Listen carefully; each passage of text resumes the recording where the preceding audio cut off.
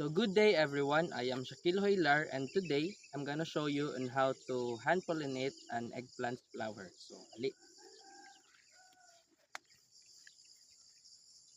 So first off, I'm gonna identify an adult eggplant flower. So mo ni siya.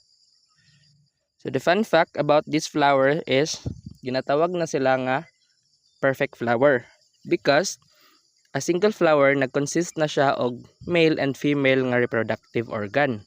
So this one, kaning yellow, as you can see, mo na siya ang ginatawag nga stamen and part na siya sa male reproductive organ.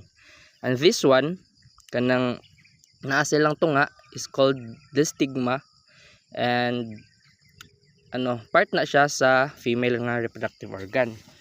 So para may ma-pollinate nimo siya, all you have to do is i-gentle nimo siya og touch para ma-extract nimo ang iyahang mga pollen.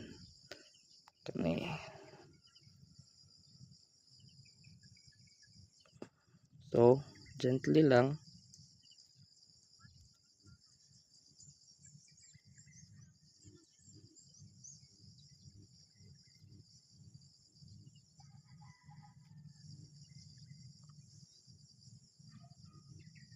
So kung makuha na nimo ang mga pollen, ibutang pod nimo siya sa iyahang stigma.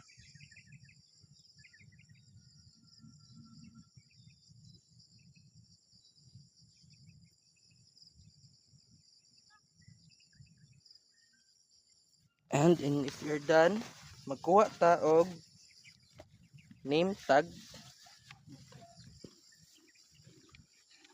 para ma-easily identify nato og ato apod siyang ma-track kung naa ba siya growth or wala.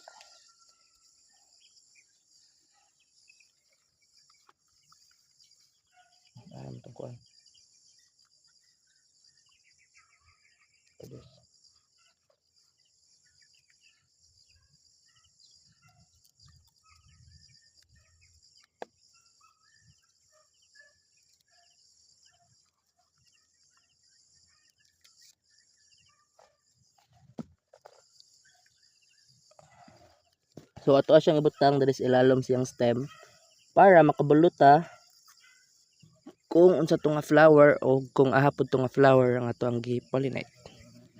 Oops, ay pollinator.